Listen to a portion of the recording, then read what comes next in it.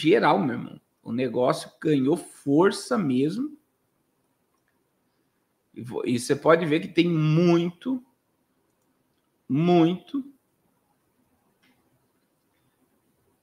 vídeo sobre isso, muita mensagem preditiva.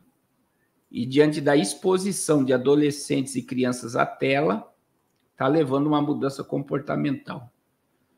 Deus abençoe, irmão Pedrinho de Cariacica. Irmãos, semana do BRICS e a ordem mundial, né, está sendo quebrada pelo BRICS. A ordem mundial está sendo quebrada pelo BRICS. Então, a matéria diz, né? BRICS desafia a ordem internacional estabelecida pelo G7. G7 são as 7 nações mais ricas do mundo. Embora o presidente Nine tenha dito que o BRICS não representa uma ameaça ao G7, o bloco agora, com 9 integrantes, desafia a ordem internacional estabelecida pelo grupo formado pelas economias mais industrializadas do mundo, ao buscar um sistema mais equitativo e representativo.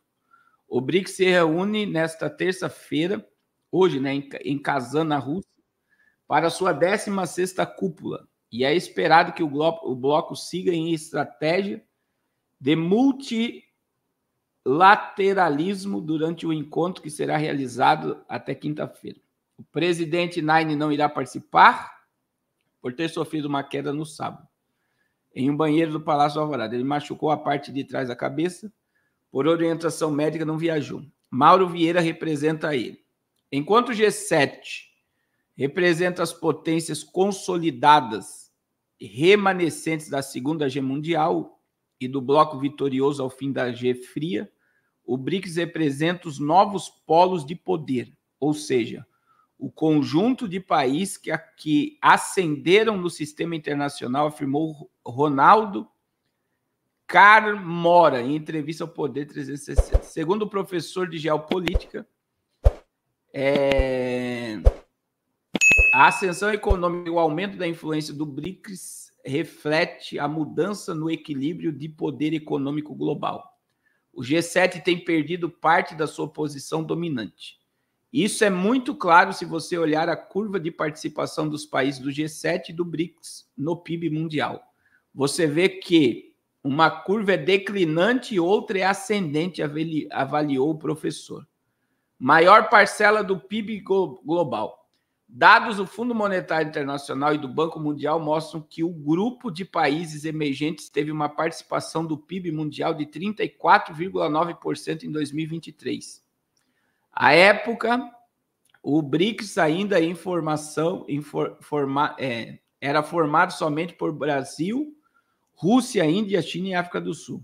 Agora, com mais 4 integrantes, Irã, Emirados Árabes Unidos, Etiópia e Egito, que ingressam no grupo em janeiro, ingressaram, né? A estimativa é que o percentual suba para 35,4% do PIB mundial. Já o G7 teve uma participação no PIB mundial de 30,1%. E no ano passado, a projeção para esse ano é que o índice deve cair mais 0,5 ponto para 29,6%. O que significa, irmão? Que o produto interno bruto, né?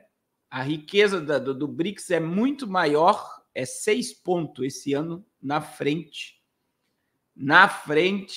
das 7 nações mais poderosas do mundo. Só que daí, irmãos, tem outro problema,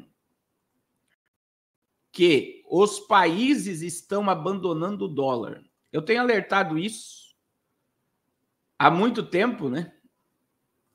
Só que as pessoas não querem acreditar. E olha o que está acontecendo. Olha o que está acontecendo, irmãos. O BRICS, originalmente formado por Brasil, Rússia, Índia e África do Sul, está atraindo o interesse de 34 países. O bloco do BRICS pode crescer com 34 países interessados em ingressar. Entenda o impacto dessa possível expansão para a economia global. Enquanto os líderes dos países membros do BRICS se preparam para a cúpula, Uma questão vem ganhando destaque: a crescente lista de países interessados em ingressar nesse bloco econômico. O evento promete ser um marco importante com a possível entrada de novos países no bloco. O Brasil, Índia, China, África do Sul e Rússia, né? Que ingressaram em 2011, passou por uma expansão histórica em 1º de janeiro de 2024. Essa ampliação trouxe novos membros e fortaleceu a influência do bloco. Relatos indicam que dezenas de países já expressam interesse em aderir ao BRICS, o que será um dos tópicos do BRICS que está sendo tratado agora em Kazan. Muitos especialistas veem o BRICS como uma forma da China, depois da Rússia, influenciar os mais diversos assuntos ao redor do mundo. Nesse caso, o Brasil pode estar perdendo o protagonismo e se tornando um ator com pouco destaque no bloco econômico. Durante a reunião recente do grupo, o presidente russo anunciou que pelo menos 34 países demonstram interesse em se juntar ao BRICS. Entre eles, Sri Lanka também se destacou com o ministro de Relações Exteriores do país, afirmando que enviaria sua candidatura oficial durante a cúpula. Segundo a imprensa chinesa, esse crescente interesse pelo BRICS revela o apelo do grupo para que países que buscam diversificar suas relações econômicas e políticas e a expansão do bloco se torne um reflexo das oportunidades que oferece especialmente para nações em desenvolvimento. A cúpula do BRICS atendeu ao pedido do Brasil e decidiu excluir a Venezuela da lista de possíveis novos parceiros do bloco. Na América Latina, apenas Cuba e Bolívia foram inclusas. Além desses países, a lista contempla Belarus, Indonésia, Cazaquistão, Malásia, Nigéria, Tailândia, Turquia, Uganda, Uzbequistão e Vietnã. O próximo passo será analisar qual desses países poderão efetivamente integrar o grupo. Caso todos sejam aprovados, a Rússia, anfitriã da cúpula, entrará em contato com as nações selecionadas para confirmar seu interesse em ingressar na nova categoria dos membros. E aí, meu irmão, se isso acontecer, de acordo com a China Central, o BRICS expandindo agora crescente, representa 35,6% do PIB mundial, ultrapassando o G7, em termos de paridade do poder de compra.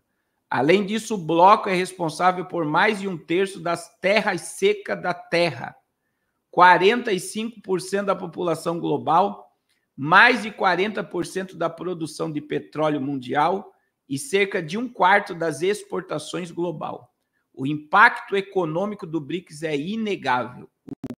O grupo oferece um vasto mercado ricos, recursos naturais e energéticos, além de oportunidade para investimentos, como afirma Ang, diretor do Instituto dos Países Desenvolvidos do Instituto Chinês de Estudos Internacionais.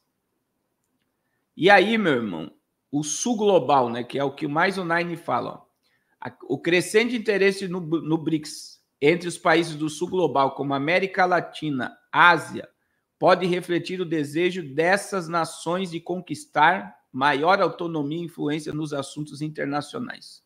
O bloco é visto como uma alternativa às instituições lideradas pelo Ocidente, mas sem intenção de substituí-las. O BRICS não é anti-ocidental, mas busca maior inclusão nas decisões globais. Isso é mentira. A ideia do BRICS é destruir o Ocidente. E aí, eu digo para vocês, né, que a mudança geopolítica ela já ocorreu, ela não vai acontecer.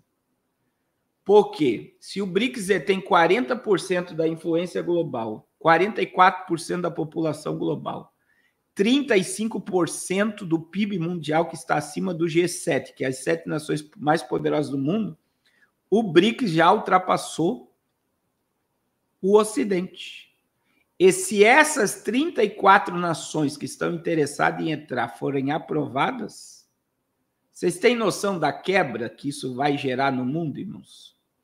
Alguém consegue me dizer aqui o nível de impacto que isso vai gerar, a mudança comportamental, a mudança econômica, a mudança política, o totalitarismo?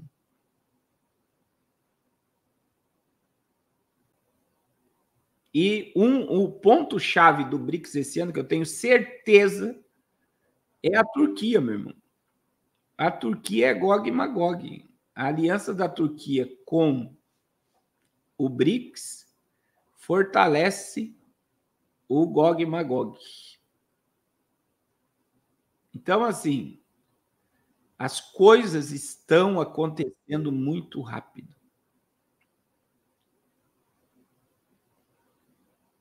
Está muito rápido, irmãos. É isso que vai acontecer. Irmão Antônio Azevedo. Irmão, o dólar vai despencar. A dívida americana é a maior da história, 35 trilhões de dólares. Se esses 34 países saírem do petrodólar, a ideia é a formação da moeda do BRICS, né? Eles vão negociar, cada país não vai depender de dólar, cada país vai depender da sua própria moeda para negociar através do dinheiro digital. Então, eles vão negociar nos seus próprios sistemas bancários, sem dependência nenhuma de dólar. Os Estados Unidos vão embargar. Os países vão dar gargalhada. A gente tem o BRICS. Você está entendendo, irmãos? E aí, como o irmão Mills me mandou algo interessante, o Brasil, irmãos, essa matéria que o irmão Mills mandou aqui, ela é interessante por quê? No Brasil 247, né? Porque o Brasil é aquela mãe de braços abertos que joga para todos os lados. E aí, vocês lembram que eu falei que eu achei muito estranho o presidente não ir, né, ao BRICS, né? E olha só, aperto de mão com Putin criaria em Washington um embaraço em Washington, diz especialista. Se o Nine apertasse a mão de Vladimir Putin, ele iria contra a vontade dos Estados Unidos. E o que isso quer dizer, irmãos? Isso quer dizer claramente, né, que o Brasil é totalmente neutro e colonizado pelo sistema.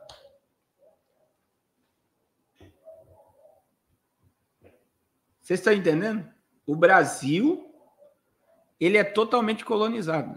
A prova, que nem a gente, quando a gente lembra das eleições, que eu dizia que não ia acontecer nada. Você sabe quando é que mudou a ideia do ex-presidente, do JB, de tudo? Quando o Sullivan, que é o camarada do americano que resolve os problemas de guerras, dessas questões políticas do Ocidente. O Sullivan, eu nunca vou esquecer, ele chegou no Brasil dia 6 de dezembro. As equipes de transição já estavam trabalhando. Ele se reuniu com a equipe de transição do JB e com a equipe de transição do Nine, e ele acabou com a ideia de uma intervenção militar do Brasil. Ali foi afundada a ideia de que os militares iriam assumir o poder do país. Então, quem é que veio colocar o JB no seu devido lugar? Os Estados Unidos. Os Estados Unidos.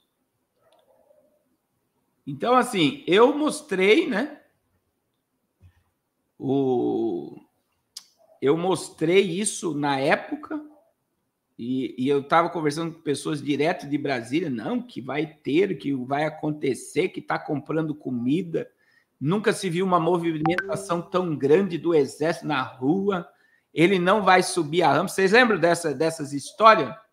Dia 6 de dezembro de 2022, o JB viu que quem manda é mais poderoso do que ele, e ele teve que sair de cena.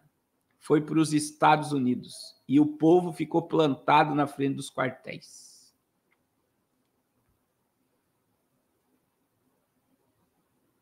Então, assim, perdi um monte de seguidor na época e ainda eu mostrei, né? Foi bem na época ainda o Vladimir Putin inaugurou aquela estátua do presidente de Cuba, de Fidel Castro. Então, infelizmente, né? E também tem outra coisa, irmão. Olha a mudança geopolítica. Tem outra coisa que o Momiz mandou aqui, ó. Secretário-geral da ONU, Antônio Guterres, recusou o convite da Ucrânia para a Cimeira da Paz Global na Suíça. No entanto, aceitou o convite para o BRICS do criminoso de G. Putin. Isso só prejudica a reputação da ONU, segundo a matéria aqui. Veja aqui, irmãos, para quem que a ONU está trabalhando. A ONU nem quis saber do Pacto Global de Paz do Zelensky. E ele aceitou o convite para a cúpula do BRICS. É muito forte isso, né? É muito forte. Muito forte mesmo. Então, aí você vê como é que está acontecendo, irmãos. Como está acontecendo a mudança. A mudança geopolítica, né? A mudança comportamental é mundial, né? A gente caminha, e eu sempre bato nessa tecla. Você quer saber o futuro do mundo? Olhe para a China. As nações ligadas ao BRICS, elas vão ser, e as que não são também vão ter que ter o modelo econômico chinês, que é o controle do governo sobre a população. As pessoas, elas estão totalmente programadas a se submeter a isso.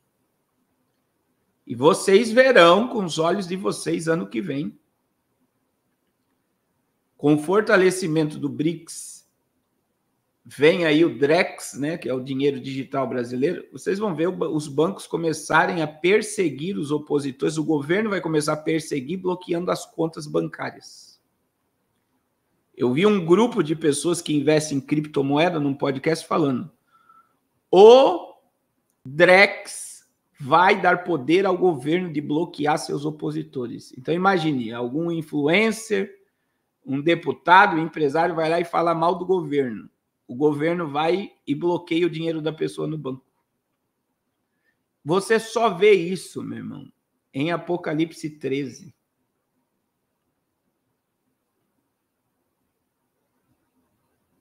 Você só vê isso em Apocalipse 13. Fez que a todos, grandes e pequenos, ricos e pobres, livres e servos, seja posto um sinal. E o sinal tem uma ligação a um controle para que ninguém possa comprar e vender. Se o DREX pode bloquear até o teu raio de compra, né, o local que você compra, eles vão poder bloquear dinheiro daqueles que eles acham que não devem mais ter dinheiro. E isso já acontece na China. Então é um controle absurdo da população. E, infelizmente, os políticos estão ligados. Toda a política. Irmão, quando você estuda sobre a Agenda 2030, que está ligada a toda essa questão, quando você estuda sobre a Agenda 2030, por exemplo, no Brasil, todas as prefeituras, são mais de 5 mil prefeituras no Brasil que trabalham aliado à Agenda 2030. O Senado Federal trabalha pela Agenda 2030. A Câmara de Deputados trabalha pela Agenda 2030. A Suprema Corte tem lá, está na página da Suprema Corte, o que vai trabalhar a justiça para a Agenda 2030.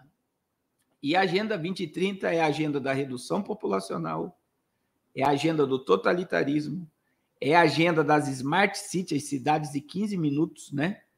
É a agenda da prisão, eles vão gerar prisões cômodas para as pessoas, são campos de concentração que vão isolar as pessoas e terem fluxo. Então, assim, tudo está acontecendo numa velocidade tão absurda, né? A gente já está, irmãos, a ascensão do BRICS, a curva, né? Como o economista falou, imagine que a curva do BRICS está subindo e a do Ocidente, que estava aqui em cima, está caindo. Então, o BRICS vai passar e a China se torna aí, com a Rússia, os protagonistas da nova ordem mundial, que é o asfalto do governo do iníquo.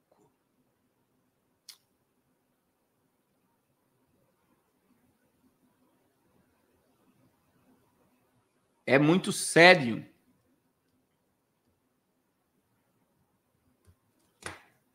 Muito sério.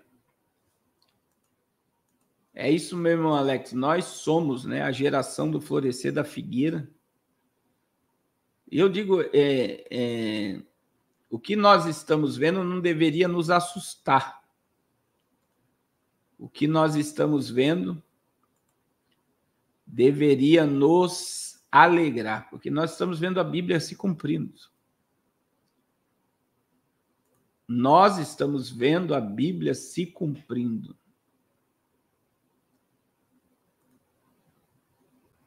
Está diante dos nossos olhos o cumprimento profético. Nós somos a geração.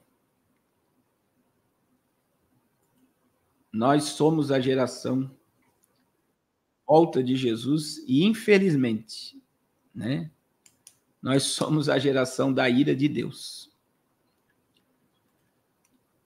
O que isso quer dizer? Nós somos a geração que estamos vendo a ira de Deus contra o pecado e a impiedade do homem. Contra o pecado e a impiedade do homem.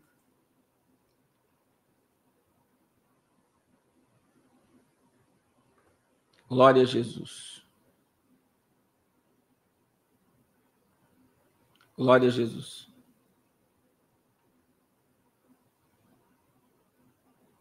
Glória a Jesus. Glória a Jesus. Irmãos, Israel, né, matou mais um. Na realidade, vocês percebem que Israel ele não está deixando os sucessores assumir o cargo, nem do Hamas e nem do Hezbollah. Esse daí nem assumiu o cargo e já partiu para a eternidade.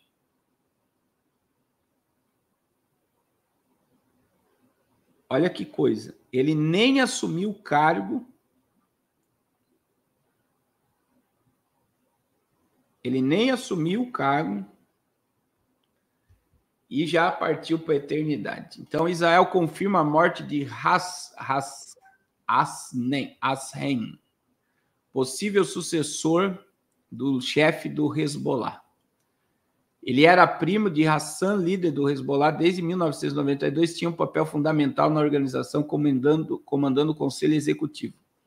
Israel confirmou nesta terça-feira a morte, que era visto como sucessor de Hassan, na liderança do Hezbollah, grupo extremista que estava incomunicável desde os bombardeios israelenses ao Líbano no início de outubro. A confirmação de sua morte gera novas especulações sobre o futuro do Hezbollah. Ele era primo de Hassan, ele nasceu no sul do Líbano, numa região xiita, e era um dos apoiadores aí. E foi para a eternidade.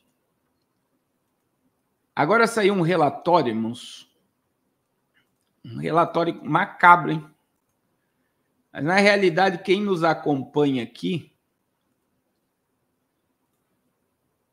já viu, a gente já falou sobre isso, né? Porque o navio do Irã que veio para Venezuela e Cuba, da Rússia, né? A Rússia e o Irã tiveram no Brasil, no início do governo Online, teve navios do Irã que atracaram no Brasil, no Rio de Janeiro. Nós tivemos Venezuela e Cuba. E aí o relatório, olha o que o relatório está dizendo. Países da América do Sul estão hospedando bases iranianas, revela Israel. O regime de Nicarágua, de Daniel Ortega, escolheu como aliado o Irã, que é o maior promotor do T no mundo. Disse Gur, embaixador e cônsul israelense na Costa Rica, durante uma conversa virtual. O diplomata ainda garantiu que outros países da região têm bases no Irã e no Hezbollah. Acusou a Venezuela, a Bolívia. Vemos todos esses aliados do Irã aqui com atividades muito perigosas para a região, acrescentou. Ele também